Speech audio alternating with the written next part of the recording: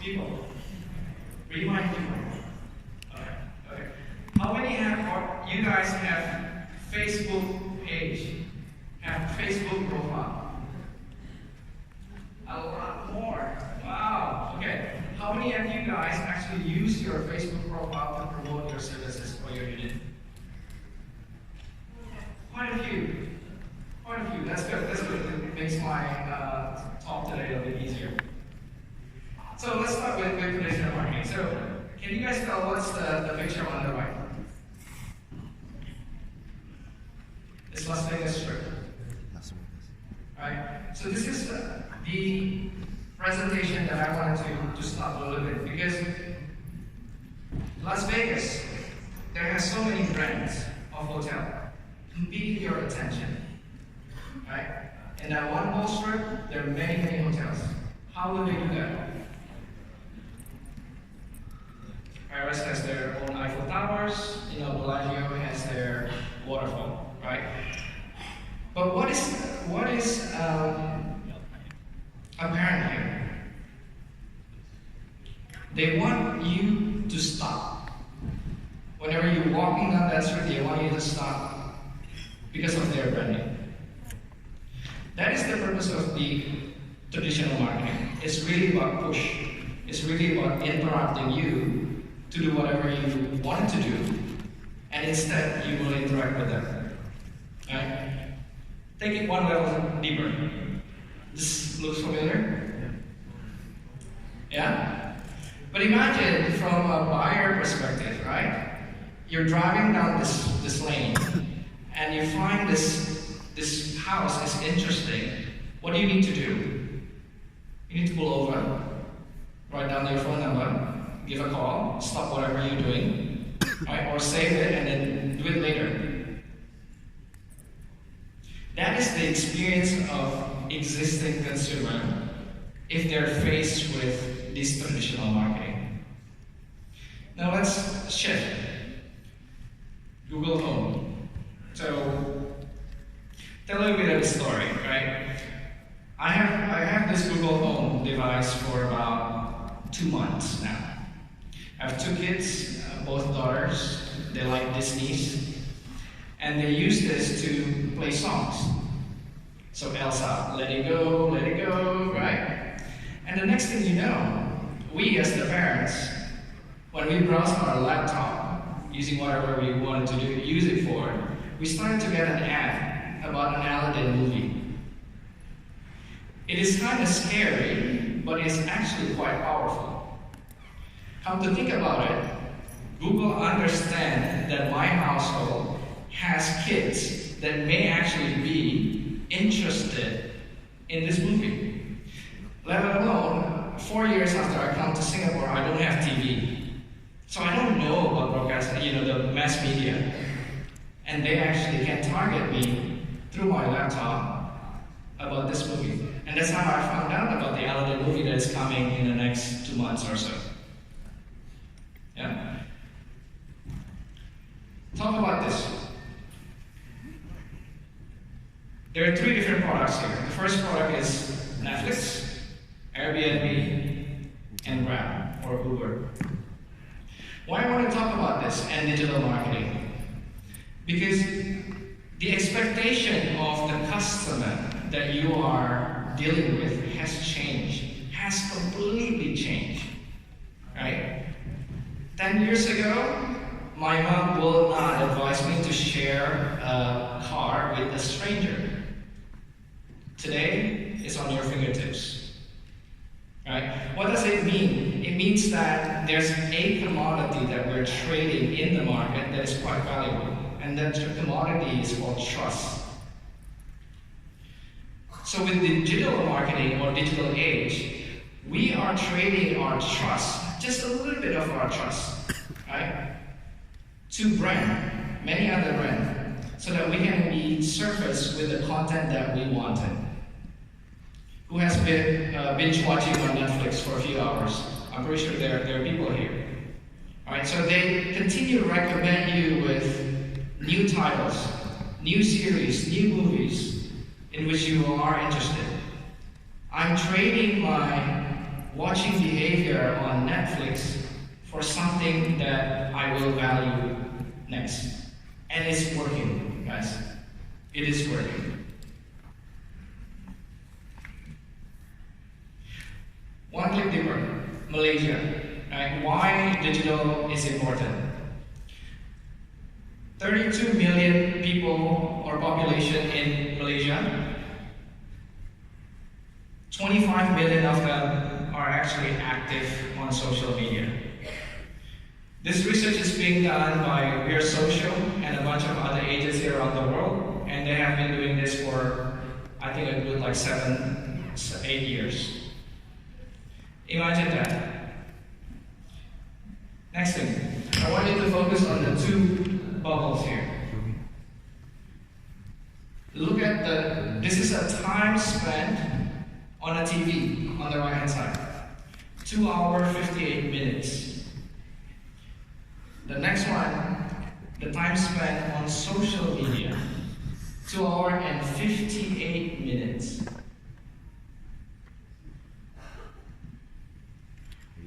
So, more people are actually not only using digital platform, but more people are spending a lot more time on digital platform. We think TV, for example, as a very good broadcast media that people actually use. Yes, indeed it's true. But there are other platforms as well where you need to start thinking about, because people are not just spending on TV. They're spending their time somewhere else. So why is it important, right? So going back to the level of expectation, right?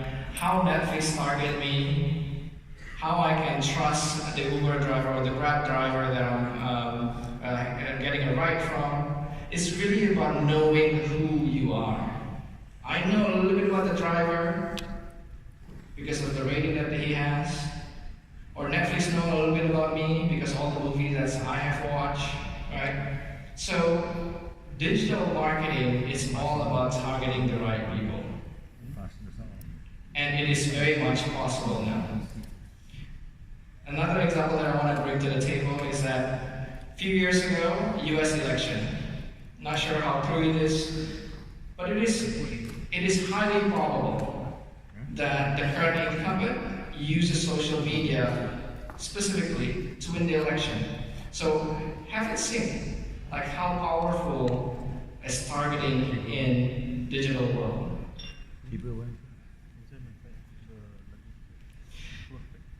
Now, how do you start? Like, I think that's how do you break that split barrier, right? It needs to start with something. In digital marketing, it's all about understanding your strategy. And before we get there, I want to introduce you this concept. The concept of moments, or moments of truth. This concept is brought to life by P&G, the shampoos, the everyday products. A while back, there are 3 different moments the framework that they developed. The first moment is what we call initiation or stimulus. This is where the first idea of knowing the brand happened through TV. Take an example of spaghetti sauce, for example. Advertisement on TV, there's ragu spaghetti sauce. Okay, now I know ragu.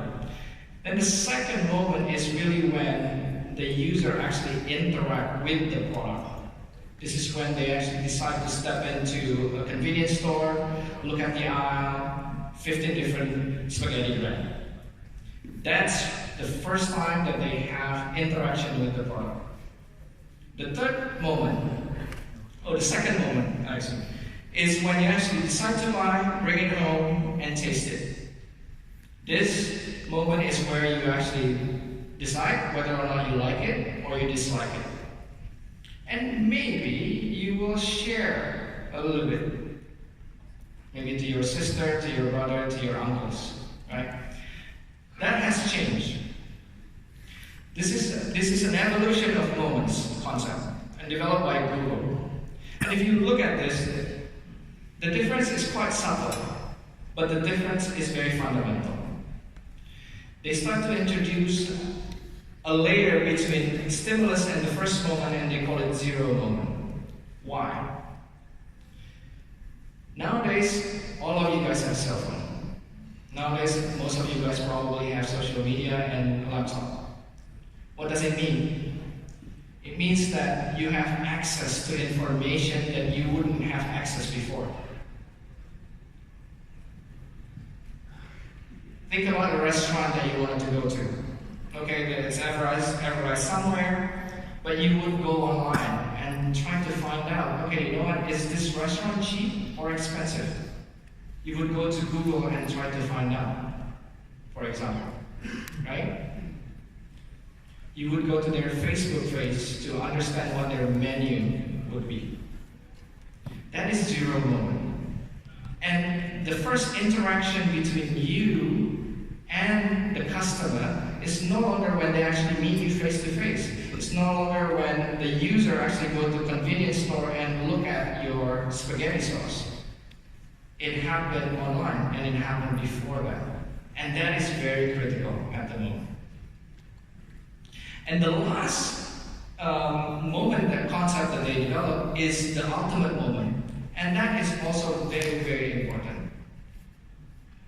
Imagine if you go to a restaurant and the service is really bad. What would you do? You pull out your phone and then start to type something on your Facebook account and say, hey, you know, well, I've been waiting for a table for an hour. That's how powerful digital marketing is. Because now, before you actually share that experience only to your closest circle, but now you're broadcasting your experience to a wider net. And that is very, very, very important for brand, for SMEs, and for businesses like you. A little bit deeper in the moment of the truth, right? So let me explain that a little bit. Discovery happened before they actually even meet you. Google has developed this concept, the I want to know, I want to go, I want to do, I want to buy moment. But in a sense, it's actually different vertical by verticals. Take it closer to the vertical area, close to our heart, which is the property. You probably heard about Sunway Grid, for example. And as a user, I was advertised somewhere. I would like to know exactly where Sunway Grid is in the Johor area. And that information is readily available right now. I really don't need to talk to a person. I can just go online and find it. Think about a different spectrum. Think about the first-time homebuyer. Someone who just graduated college, maybe 3 to 4 years into the job. One of the things that they would like to know is that, how do I buy a home? Right? This is the micro moment. This is the zero moment of which you as a brand, as a business, can start interacting, and you need to.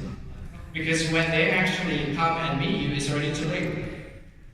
Way too late. They have made their decision to speak to you as a business.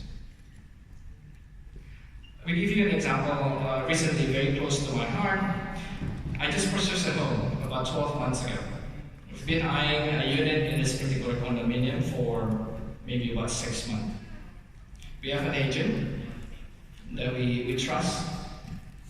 But the interesting part of this particular story is that from when I know there's a unit available in that condominium to a letter of intent, it took me 3 hours. How do I do that? I as a customer, I actually use Property Guru. I mean, it's a bit biased, but I use Property Guru.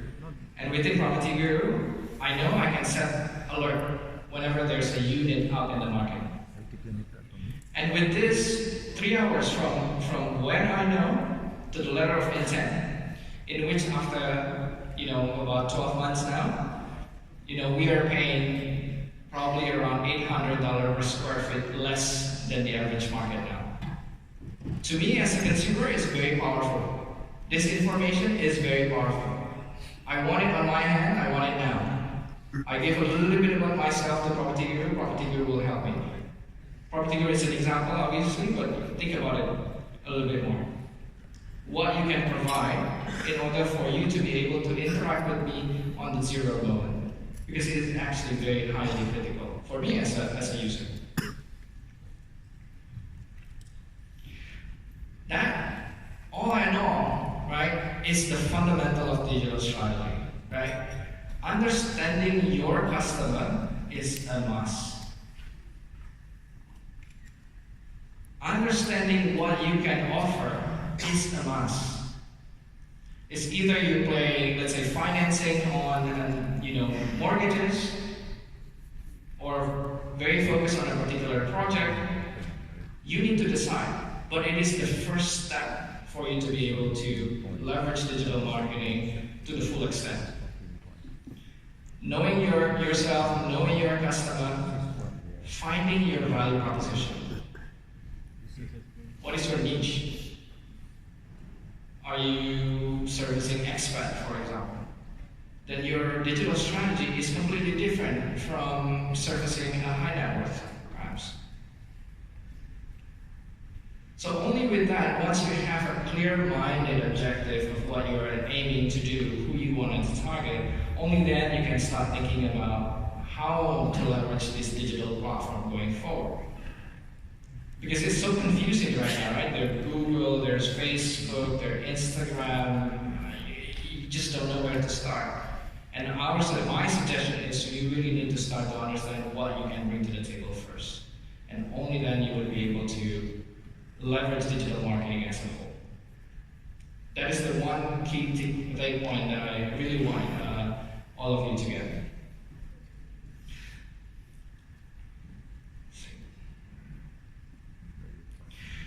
So, underlying all this, right, that is something that I cannot really help you.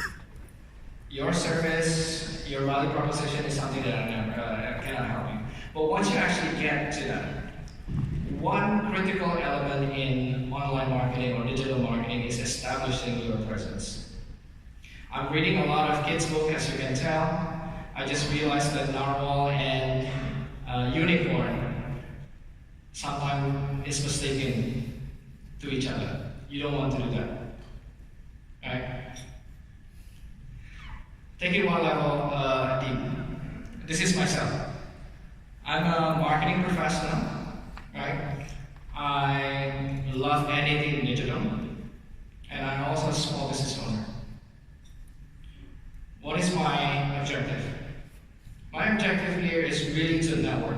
I really want to meet like-minded individuals who can share some learning experiences. Maybe who can share me a new job, for example. But that's me. And I choose my online presence to be LinkedIn. Because I can take this and share it with everyone that I meet, and hopefully I will get a new connections, a new powerful connections. That's my platform of choice, that's my choice of establishing my online presence. Because it's really important, because you need to go out and talk to people right now in the form of name card, flyers.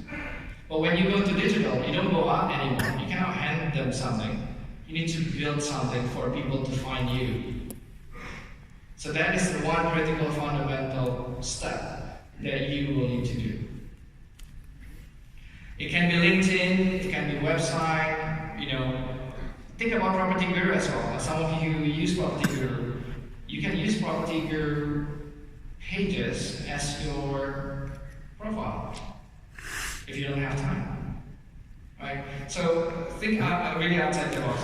But I think one of the biggest elephant in the room is your website, right? I think when people are talking about digital, people are straight talking about website, like how do I make a website? Let's talk about that a little bit. This is an example of agent website in Singapore. And they specialize on projects. They find their niche. This is a luxury project, Boulevard 88, and this is how they present themselves. A lot of it is about the project, and some of it about themselves. Right? But I think one of the most powerful lever for a website is that you can customize the content that you wanted to put in a website. You can customize the needs of your customer, the zero moment, with your value proposition. And it's very extremely powerful. There are a few things that you need to know, right? So I think we will not go into deep, but these few steps are necessary for you to establish your online presence, right? So first and foremost, you need to actually find your domain name, register it. There are a few tools to help you in this, but the other component is really important, which is the content. Some people think that it is quite hard. Sometimes if you want it to be very complicated, it's quite hard. But more often than not, people tend to overcomplicate things. There are ready-made available tools out there that you can actually use. Like some of this, so for example, Squarespace, WordPress, Wix, they have their own template for you to choose on and for you to be able to use and start developing your content.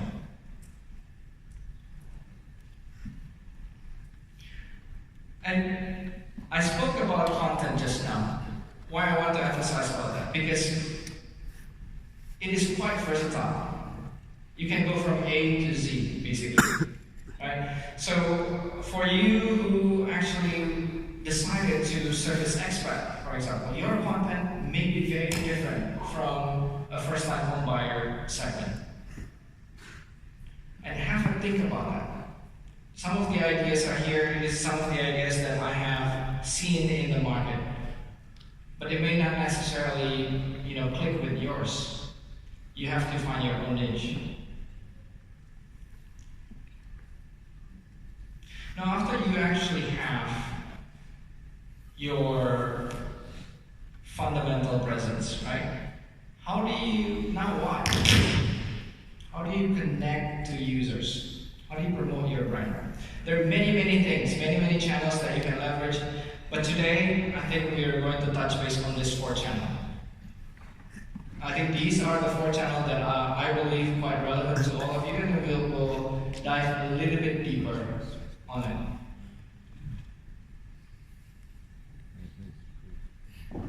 Who uses search engine? Use Google all the time, right? Yeah? There are distinctions in Google. Do you know about these two? Do you know that you can actually pay your way up into Google? I think it's fundamental for you guys to know. Right? There are 2 different components in search engine. One is paid and one is organic.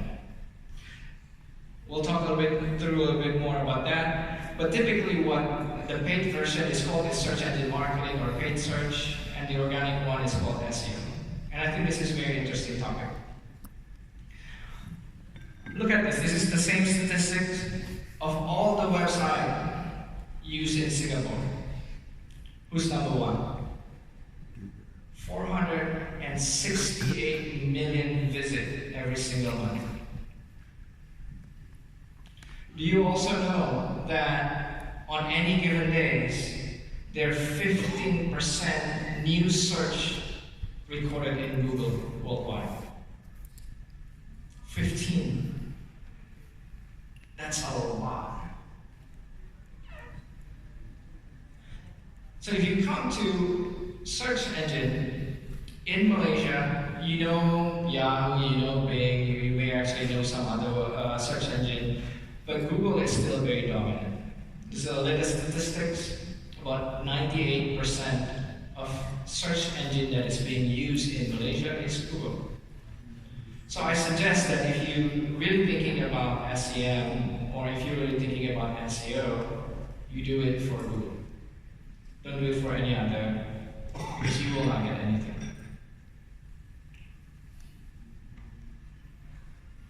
So what is the difference? I think it is necessary for you to understand what is the difference between SEM and SEO. Right?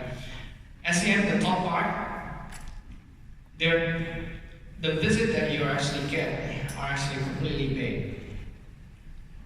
So every time a user clicks, you need to pay. And in property, it ranges. I've seen the lowest of 5 cents, 10 cents per click, all the way to $5, $6 per click. But ultimately, that is the main difference. You can get on top of Google, but you have to wait. Versus organic, the click is free. And when you pay, you have a full control of what you want to say. So whatever it is, 50% discount or 20% rebate for a particular project, you can put it out there. But when you actually focus on SEO, it's really on what Google think your website is. More often than not, Google will take what you promote. But I've seen cases where Google say that, hey, you know what, wait a minute, you're not surfacing what you tell people that you're surfacing. So they will change it. They have a lot of data about your website and they will change it. SEM is instant. It's instant in the sense that, hey, I want to buy a particular keyword right now, at this hour, at 12 in Kuala Lumpur. You can do that. And nobody will stop you to do that. As long as you win the bid. As long as you win the auctions. But it's free for you to do. And think about it this way. If you are marketing a project, I'm not recommending you to do this, but this can happen. You set up multiple different websites with a variation of name. Let's say Boulevard 88 Official, Boulevard 88 Condo, and something else. If you have 3 websites that you control, you can pay Google for all 3 websites, and you will dominate the top. Is it the right strategy for you? You have to think about that, because you have to pay 3 times. But it is very much possible. Would people do that? I've seen some do that. Is it often? Probably not. But you can do that. Versus SEO is all about algorithm, right? It's all about what Google thinks. Sometimes you may have multiple pages ranking, sometimes you don't have pages ranking. It's all with Google. But the difference is you're getting free clicks. Now, I've been asked for this quite a numerous times. Like, hey Arvin, if I have my page ranking organically at number 1, why would I pay for ads? Logically speaking, hey, you're getting clicks for free, why do you pay? But I found it interesting to see, based on the data that we have, is that there are people actually wanting a quick information. And there are people just going after this paid ad. And these people are not going to look anywhere else. They just want to see the top. They believe so much in what Google recommend to them, they just click whatever appears. So there are differences between how you would use these tactics.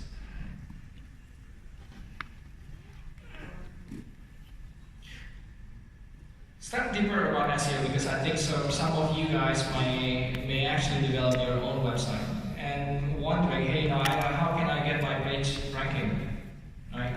I think there is no silver bullet for SEO, and to be honest with you, it's not worthwhile to outsmart what Google thinks. They have so much power on their data. You don't really have a chance. But one thing that is clear is that the most important stuff is really to present yourself well. That goes back to one of our very first topic. It's really about knowing what you can offer to the market. If you present yourself well, then more likely than not, then you will be presented in Google.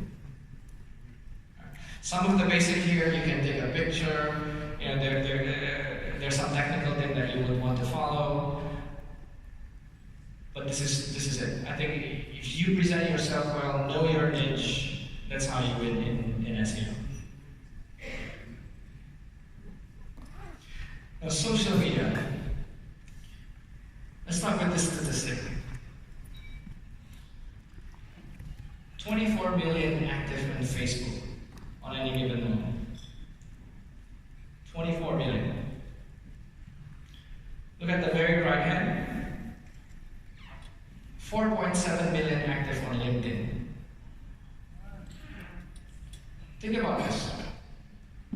Who are the people who are actually on LinkedIn? Typically professionals, maybe high net worth, right? This is something that you need to internalize to be able to actually understand where can you find these people. And these platforms are very powerful, just by the sheer number of people actually using it at the moment. This statistic, Malaysia growth rate population is about 1.3%, according to World Bank. The growth rate for Facebook quarter on quarter is 4.3%. LinkedIn is almost 7%. So not only that there's a lot of people using this platform at the moment, but there are more people actually going into the platform and using it for the first time.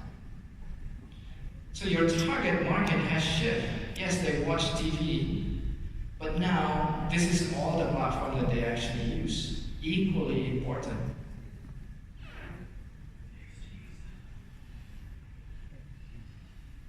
We spoke about the uses of social media, and one of the things that you have to realize that Facebook, Twitter, LinkedIn, it is free to use.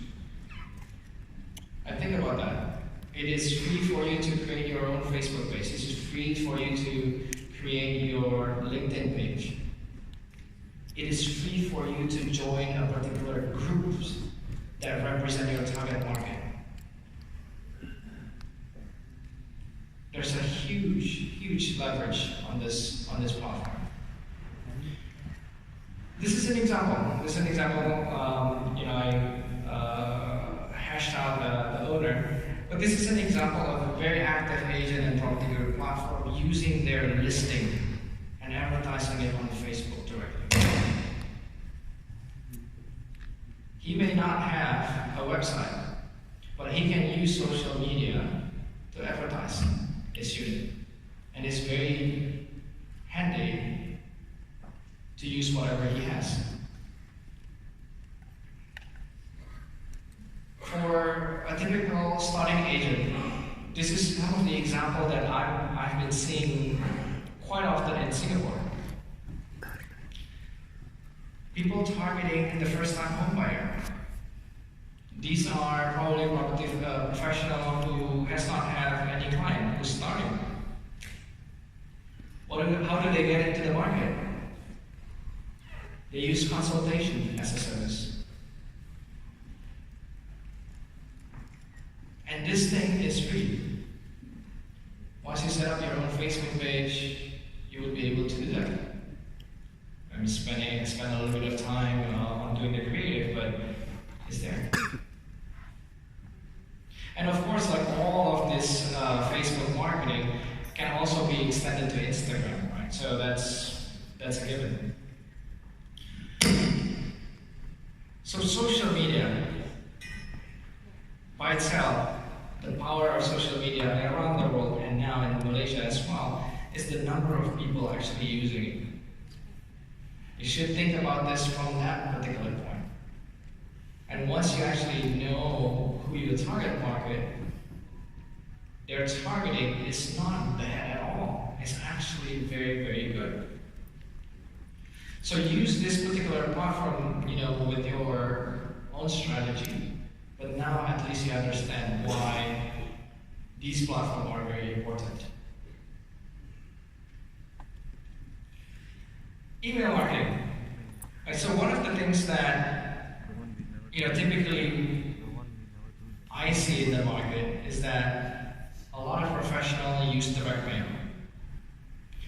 And a lot of professionals think that using direct mail, the creative that you have, the messaging that you have, you can easily plug it into an email. While that is actually true, there are many things that is tactically quite wrong. I'll go to that later. But all in all though, 50% of users around the world are still using email. I delete a lot of emails, but I also react to email offers that is well crafted. So I can speak from my personal experience that email is actually work. But the main thing about email I feel have an advantage between the other channel is the yellow box. It is actually typically cheaper than any other platform that I've shown you before. Think about it this way. Yeah, some of you may actually have used Partier. Where do you store those email lists? I'm pretty sure you guys store it somewhere. This email list is actually very valuable for you because you, at some point of time, have spoken to these people. You know who they are, and you probably can recommend something that is useful for them. You don't have to really acquire their email addresses anymore. And then you can just work with any email provider that your choice, and then you can actually send it out for a lot cheaper. Now I spoke about like some of the things that is tactically wrong on the concept of taking the direct mail into email. And one of the fundamental things is the HTML. So people think that just taking the creative, the pictures that you have on direct mail, plug it into email would be good. But no, remember, people use this. And with phone, your screen size is much smaller than any other devices. And sometimes, a lot of time actually, people don't think about that. And that's one of the pitfalls of people using email, is that when they actually go out and send email, they didn't think that people will be accessing on your mobile and their mobile device. Your messages get screwed, the order of your messages get screwed. So something to think about when you actually think about email. There's also another pitfall for email. One of the biggest reasons why email doesn't work is that you send too many emails. And this is something that you need to learn yourself. You send out an email, think about it, look at the performance, whether or not they're actually returning to you. And that is a must. In any digital marketing channel or any digital marketing practice, you need to be able to measure and learn. That is evolving. That is learning new stuff. A few email providers that you can work with, personally like MailChimp, it's very easy for people to use, and it's one of the most cost-effective in the market. When talking about email, I need to talk also about BDPA.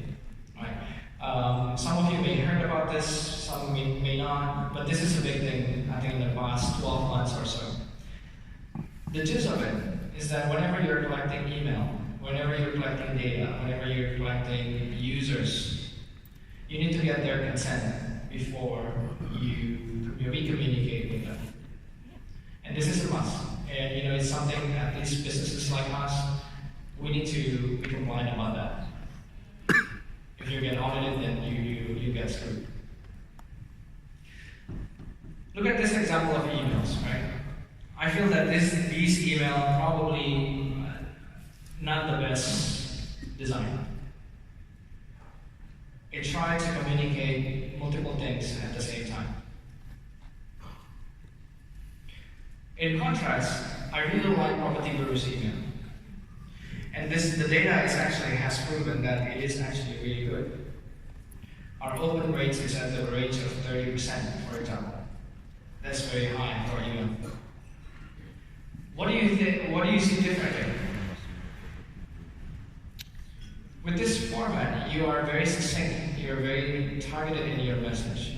There's a very clear call to action above the fold in which you can direct the traffic or the readership of your email.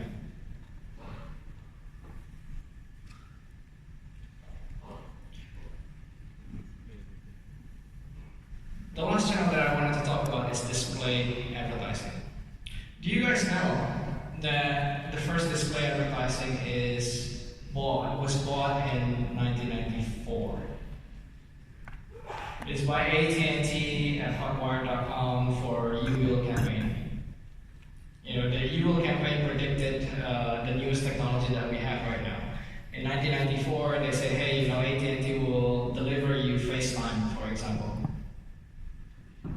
In 1994, they predicted that they will do voice recognition, like Siri, for example.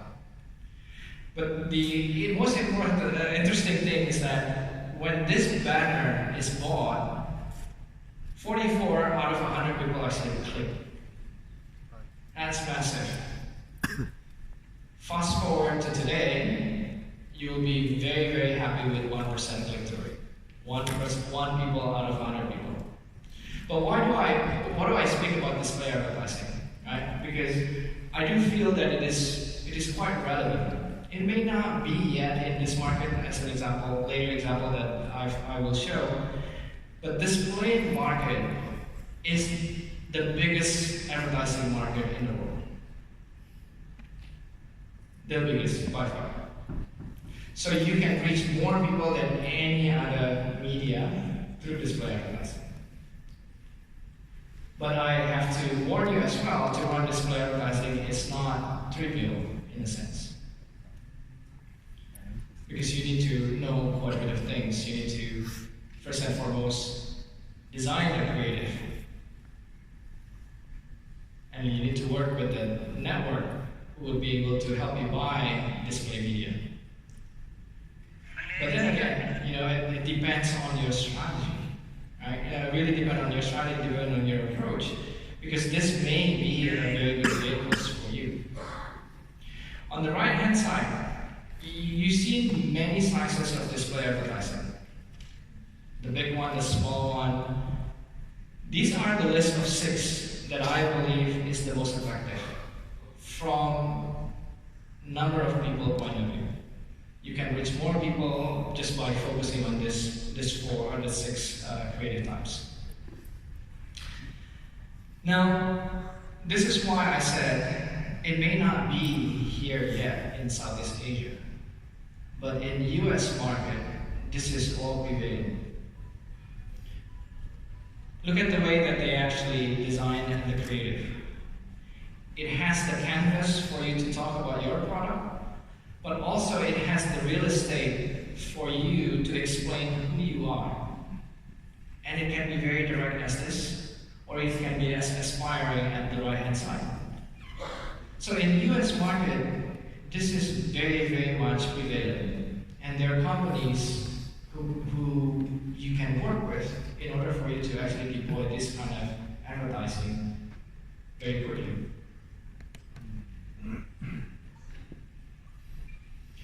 Okay, last but not least, measurement. Right? I think this is very fundamental for all of you who wants to actually use digital marketing.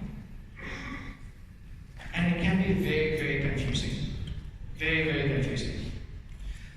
Some of you have worked with Facebook, I assume, right? People say that, hey, you know, it's great, I have 20 likes on my posts. It's great, I have 15 likes for my video. 10 people, 100 people share it. But sometimes it is very confusing to understand which of these are actually very important for you.